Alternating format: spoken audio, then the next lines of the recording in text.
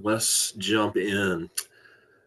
Good morning and welcome to Rebuild Upstate's annual Impact Call. For those that I have not met yet, I'm Jake Beatty, the CEO and Executive Director of Rebuild Upstate, and I'm grateful you're here because your presence demonstrates your commitment to home repair and also to our organization. And this morning, we're going to give you an executive level update on our 2025 impact. And our goal is for you to better understand how your donations, volunteerism, or advocacy made a difference last year and helped us grow. We will also share what's to come in the year ahead, including some of the most critical opportunities to help us strengthen our organization. So, to give you a rundown of what you can expect this morning, first, Rosie Davis and I will share key accomplishments and goals for our operations, programs, and partners, showcasing some good news and notable metrics. And after that, we will have open Q&A available before we wrap up. So to give you some instructions on that, if you would like to ask a question during the call, please put it in the chat box to everyone, or you can message it to the host, which is labeled Rebuild Upstate, or to Andy privately, and he can ask it on your behalf at the end. And also, in addition to our call recording, we will share an executive summary of our content and the slides with you later today by email. Also, after this call, you can expect to receive a two-part survey to get your feedback on how we did. The first part is about evaluating this actual call, and the second part is optional, but will offer an opportunity to explore your interest in any of our programs or needs. So again, thank you all for being here. You are the reason that we can celebrate these program wins and our growth plans. So as we launch into the content we have for you today, we wanted to start out with one of our favorite moments from this past year. So pictured here is Mr. Glenn, with some volunteers from Dovetail Construction. And not only is Mr. Glenn a homeowner that we recently built a new ramp for, he is also a retired Navy veteran. And at 93, the front steps to his beloved home had become a hurdle for him, preventing him from safely entering and exiting where he lives. And our team built Mr. Glenn this new safe and sturdy ramp with accessibility handrails. And now he is able to easily come outside to enjoy his garden and patio with his wife, Linda. And this is why we do what we do. And our goal with our programs is always to make choices, changes, and decisions that will help more families like Mr. Glenn and Miss Linda. And every one of you in attendance today is a valued stakeholder in Rebuild Upstate's mission to keep Upstate neighbors safe in their homes. And as stakeholders, we want to say thank you for your contributions toward the growth and stability we've experienced over this past exciting year. So let me share a few highlights we're about to cover with you today, including a record number of completed repair projects in a year, also our implementation of a new application and program tracks, and we want to share some progress updates on our warehouse. So let's talk about the wins that we saw last year and what we look forward to in the months ahead, and how we are continuing to strategically invest in our operations and programs to position Rebuild Upstate for growth and more efficient repair services. So in 2025, Rebuild Upstate had a successful year. We definitely do not take that for granted, and we are extremely grateful for our donors and supporters who help make that happen. Most notably, our focus in 2025 was capital projects and operational efficiencies. And we had a very strong year financially, and also took on phase one of a capital campaign, which was successful. And as a result, we were able to make capital updates that we'll look at in just a few seconds. We also invested last year in web updates separately for our volunteers and also for our homeowners to help them have more information about our programs, and for our volunteers, their roles and how to be connected to that. But to speak to the main capital project we completed last year, the warehouse is a major driver of our operation. So I do want to take time to explore the work done and how it will enable us to scale programs moving forward. First up, I want to show some photos of the warehouse. We closed in mid-2024, and within a few months, we were operational. And in 2025, we focused on raising funds and making the warehouse work to our efficiencies and programs. And with this new space, we can scale our operations, respond more swiftly to urgent repair needs, and provide volunteers with the resources they need to succeed. It is more than just a warehouse. It is a hub for building hope, restoring dignity, and empowering families. And by investing in this facility, we are making a lasting commitment to the future of home repair in the Upstate, ensuring that we can continue serving our community for years to come. We did implement a small capital campaign, the Building on the Foundation campaign, which was successful. So thank you to all of our campaign supporters. And we're proud to have our foundational supporters' names displayed on our permanent neighbor wall in the lobby of the warehouse, and look forward to adding more donor names in the years to come. And we have already done repairs to the electrical, replaced the HVAC, designed the warehouse, and created storage for treated lumber, along with adding security and signage to the new property. And the scope of work that was funded and completed in the last year includes adding gravel and grading to the parking lot, adding shelving and storage to the warehouse area, and creating a training area for volunteers. Completing a tool room remodel was another thing that we did. We also added 2 new offices and remodeled the reception area, and we redesigned the bathrooms and the break room area. And looking ahead, we will have a phase 2 of renovations to complete because there's still some work to be done, including roof replacement, perimeter fencing, and adding some additional break room space, and those will come in time. So now let's transition to the reason for our existence, our repair program.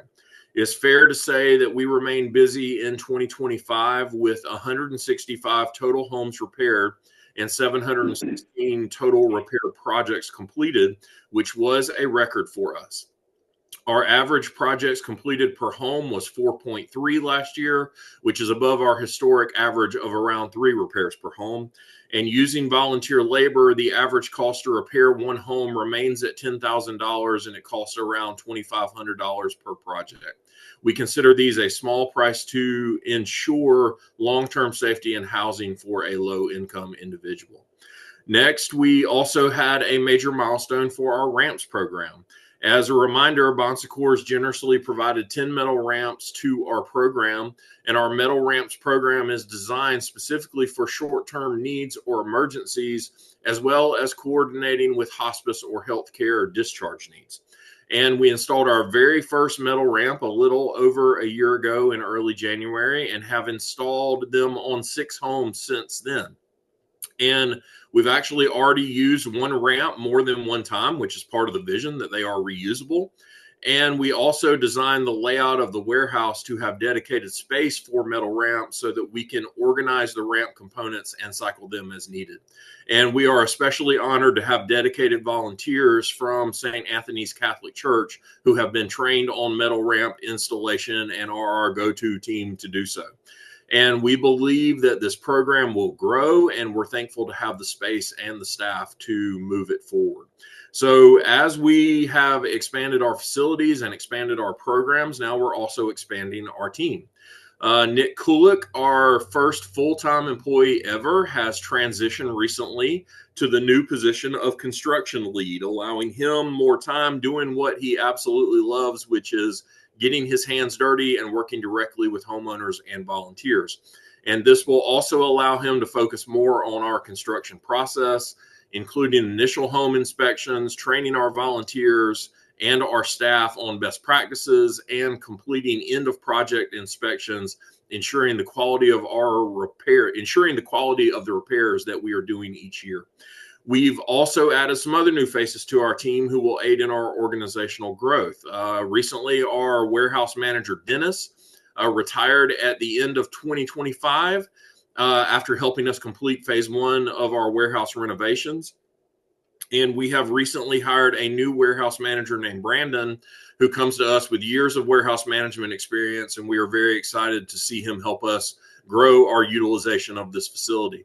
We've also added a new position to our homeowner services department because as our work has grown, so has the number of applications we are processing. And adding Marcus, our new homeowner services coordinator, is already helping us serve and communicate with homeowners at a higher rate. And what I want you, our supporters and advocates, to take away today is that our program is in a very strong place. And we have invested heavily in processes, facilities, and people. And our goal has always been for that investment to be scalable so that we can repair more homes. And in 2026, we will be exploring what that scale looks like in Spartanburg County. For nearly 20 years now, Rebuild Upstate has served 4 of the 10 counties in the Upstate. A lot of this was driven by funding, availability of volunteers, and staff capacity. But we are now entering a fully funded pilot in Spartanburg County that will provide ramps and critical repairs to older adults. This move is in partnership with the Appalachian Council of Governments, a longtime funder who provides aging in place funding to all of our currently served counties. We were approached with an offer that included initial funding, and with the full support of our board and directors, we will be implementing this pilot in 2026. And while we try to build new relationships and support in Spartanburg County in the months ahead, we will evaluate long-term viability at the end of this year. These pilot funds are funds that ACOG is giving outside of our home repair contracts for our current 4 counties. So they are in no way taken away from our current program resources. Along with that, we want to communicate that we will not be opening our general application for Spartanburg County residents at this time, primarily because ACOG has a pre-approval process, so all the older adult homeowners assisted will come from direct referral. Now, one thing we've kept at the forefront of our decisions and planning over the last year is ensuring that what we create is resilient to any changes in our funding. 2025 faced some substantial challenges and unknowns regarding home repair funding, and we had to navigate a federal shutdown alongside staff reductions to our federal program managers.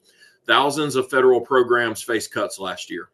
And almost a year ago, I shared that we had already been affected by those. And currently, we manage federal funding both directly and through municipal or state agencies. We also have a diversity of funding that comes from private donations from individual churches, businesses, philanthropic foundations, and events. So at this time, approximately 30% of our annual budget comes from federal dollars. And being able to navigate a funding change is important for any nonprofit. We have navigated it before. We're not strangers to it, but it's never fun when it happens. And we are cautiously watching some existing funding programs. And in addition, we are watching legislation that would open potential new opportunities. On our call last year, I shared about the Whole Home Repairs Act.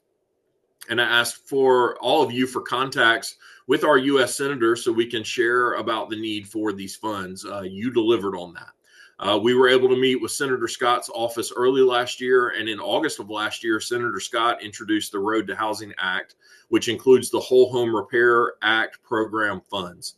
It was an honor to meet with his staff, and I'm grateful that Senator Scott knows why home repair is worth investing in for South Carolina residents. A few months ago, the legislation was on the table with its inclusion in the NDAA, the National Defense Authorization Act, but unfortunately, the final provision was excluded. However, bipartisan momentum grows for housing funds and legislation currently. In addition to the Road Act, H.R. 6644, the Housing for the 21st Century Act was just very recently introduced in December of last year. And right now, there are big opportunities for housing advocacy in both the House and the Senate. The Housing for the 21st Century Act updates and invests in federal housing programs to better reflect today's needs, including aging housing stock, accessibility, and rising cost. This act includes many of the same programs from the Road to Housing Act in the Senate. No South Carolina representatives are currently signed on to the House bill, and this is an advocacy opportunity for all of us. Together, these bills support housing stability and help older adults and others on fixed incomes remain safely housed. And we want to see these funds become realized. So there is powerful legislation on the horizon, But until those programs are funded and until they are allocated to South Carolina or to us, they aren't working for Upstate neighbors. We will continue to meet with our elected officials, and we will continue to share advocacy opportunities with you. We have increased our email and social media communications around advocacy in the last year, knowing that it will take all of us working together to see these funds realized. As always, I'm happy to chat more with you offline about our funding model and goals, and we welcome introductions you may have to our elected officials or staffers. We want to tell them the story of the neighbors we help and those who still need our help. And now Rosie is going to step in and elevate some of the partners who helped make our program success possible last year. Thanks, Jake. Good morning, everyone. Hope you enjoyed hearing all of those updates. I'm now here to celebrate the folks who helped make it happen. So we have some powerful metrics to share from our volunteers and partners out of 2025 who have set us up for success as we take on new challenges.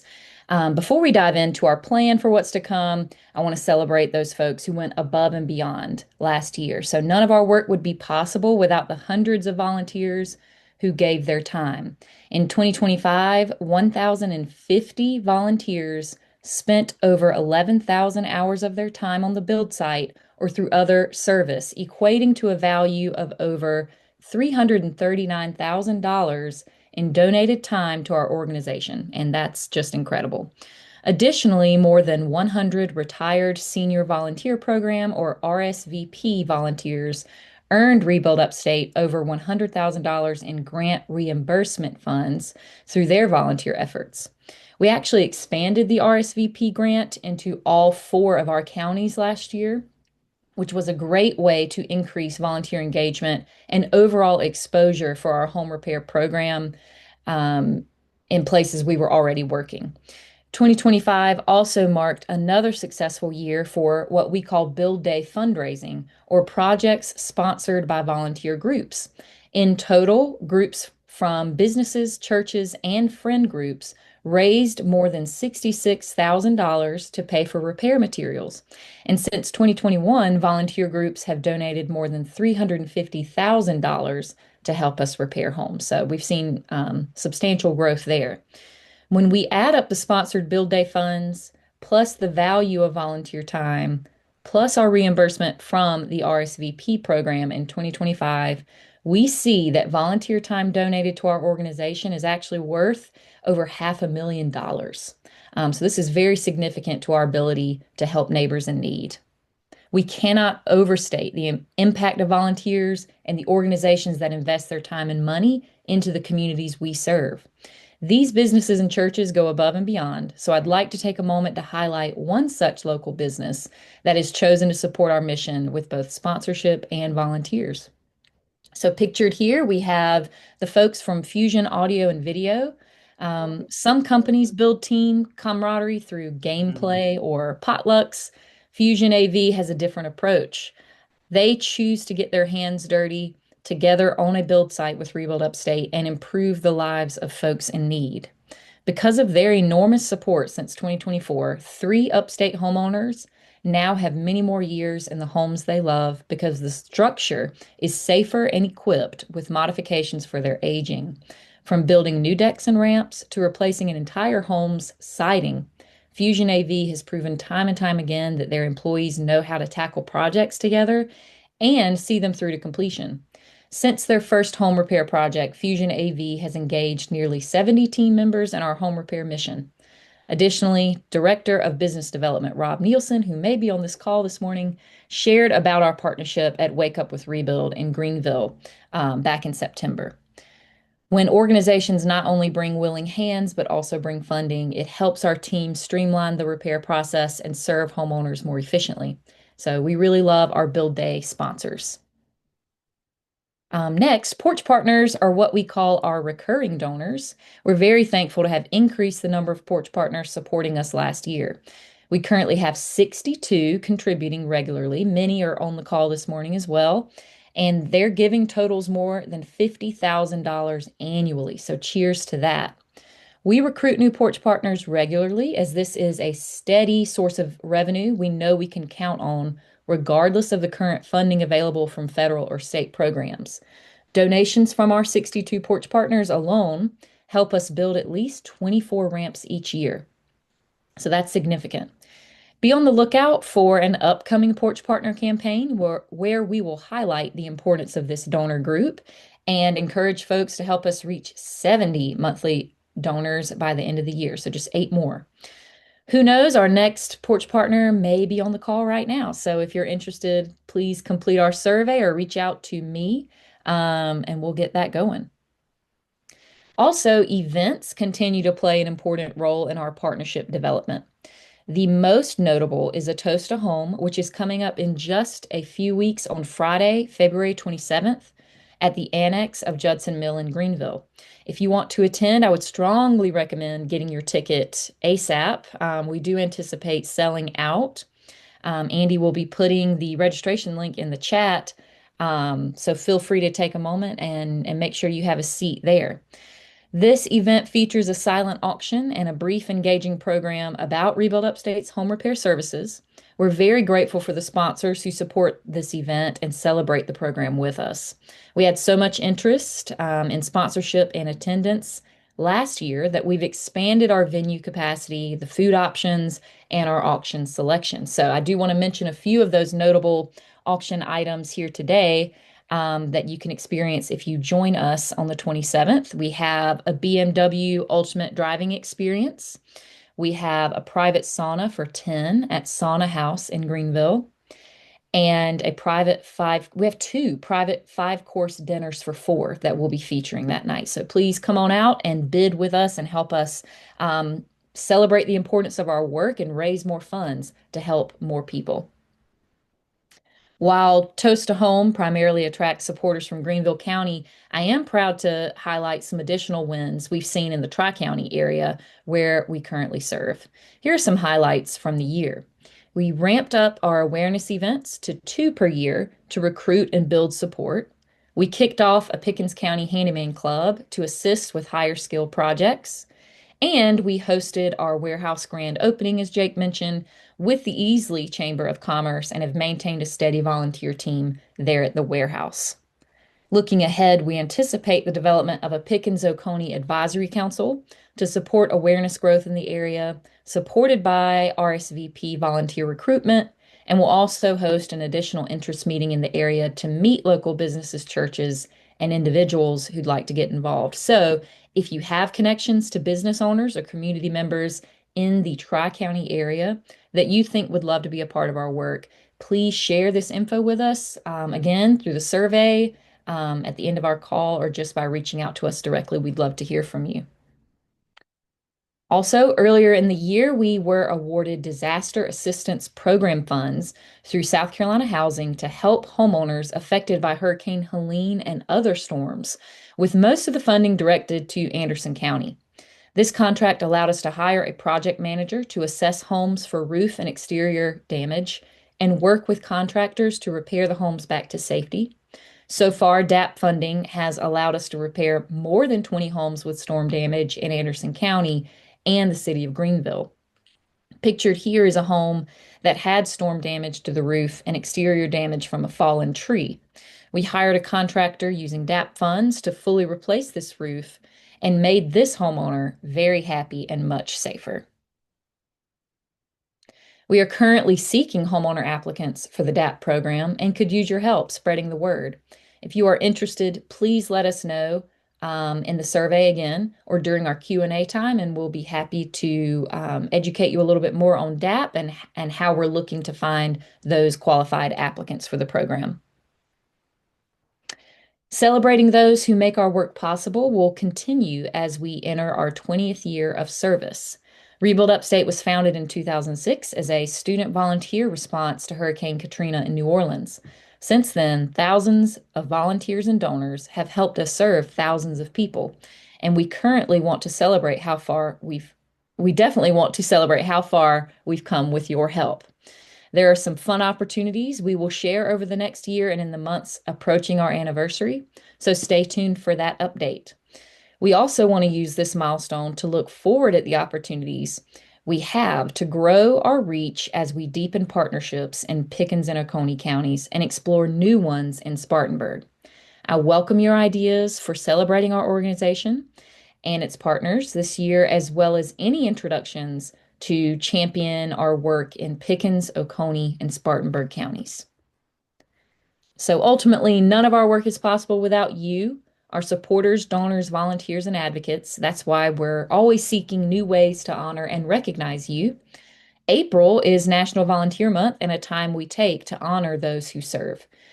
Save the date because on Thursday, April 23rd, you're invited to a free dinner event, our Because of You barbecue.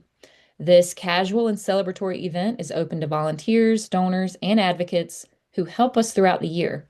During the event, it's our turn to serve you and to meet other supporters.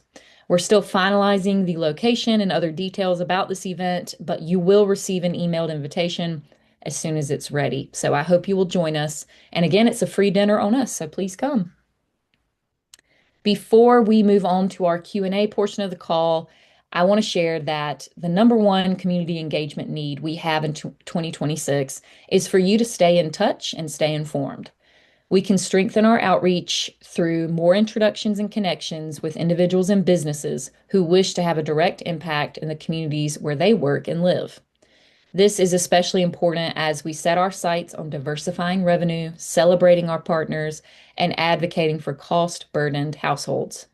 I encourage you to complete the survey we're sending after the call. Share your thoughts on the ways we can expand our network and support the goals we've outlined today. We shared a lot of information, and I appreciate you being here this morning to learn more. We have so much to celebrate. Remember, we completed the highest number of repair projects ever last year.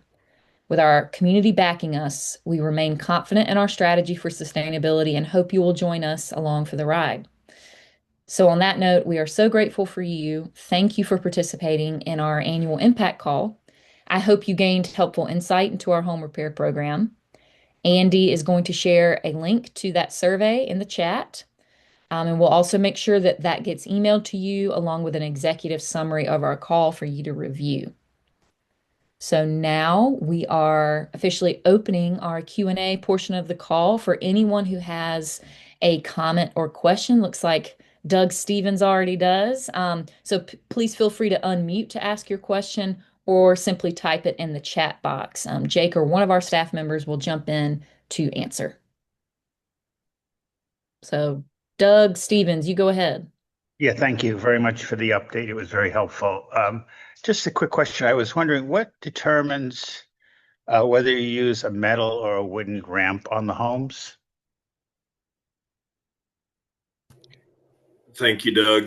That's a great question. For us, we are trying to install metal ramps in partnership with our hospital system, with rehabs. We're trying to get people out of hospitals quicker, or if someone is dealing with a hospice situation and they are having a hard time getting into or out of their home to get outpatient treatment, or if they are ready to come home in their last days of hospice care, we are trying to install these metal ramps to be short-term solutions. In some cases, one of the goals is if someone is needing a ramp fairly immediately with about a week to 2 week turnaround time, we can get a ramp to someone who is not able to get back into their home or to leave their home.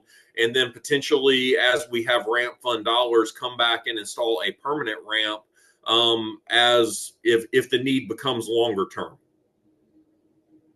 Thank you. And I like the fact that the metal ramps are reusable. Yes, one of the things that was really encouraging to us, we couldn't like Bon Secours approached us a couple of years ago about wanting to provide metal ramps. We had nowhere to store them, so until we got into the warehouse, we had no ability to even receive those as they were wanting to purchase them. But then we received them, and there's one ramp that I know that we have already used multiple times, maybe two at this point.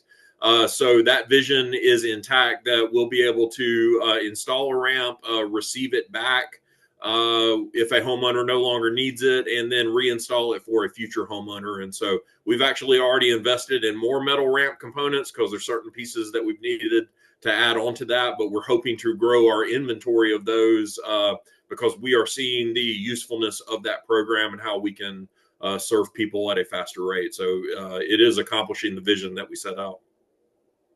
Great. Thanks, Jake.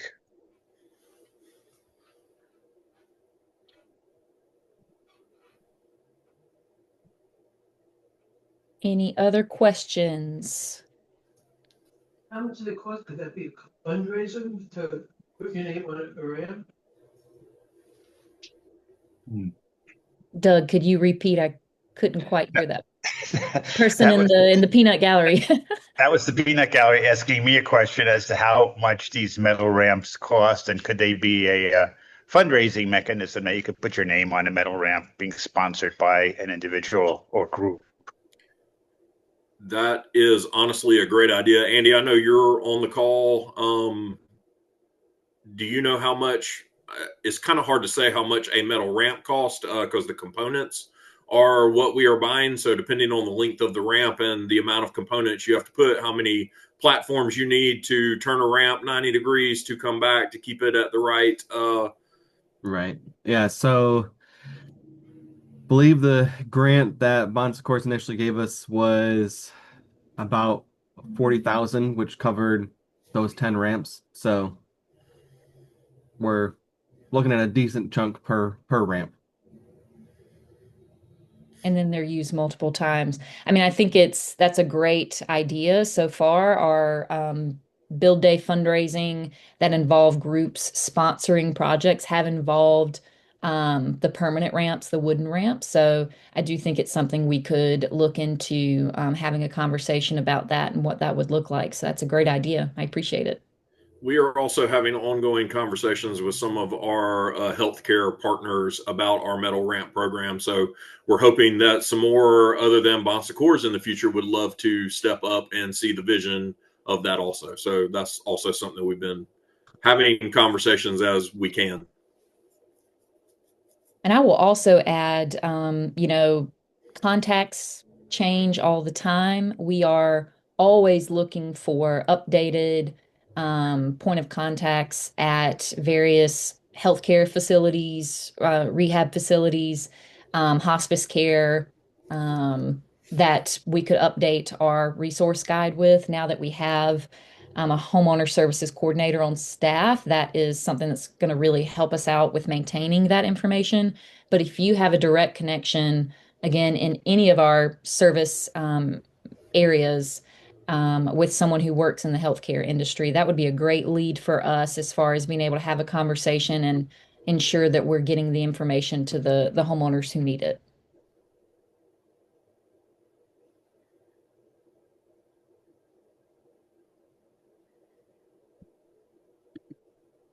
Any other questions or comments?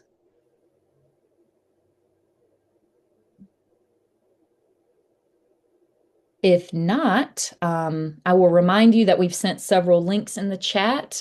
Please access those, and we will be sending out that survey as well as the executive summary to the call. You are welcome to share the recording of this call with a colleague, a friend, so that they can also hear all the wonderful updates we shared today.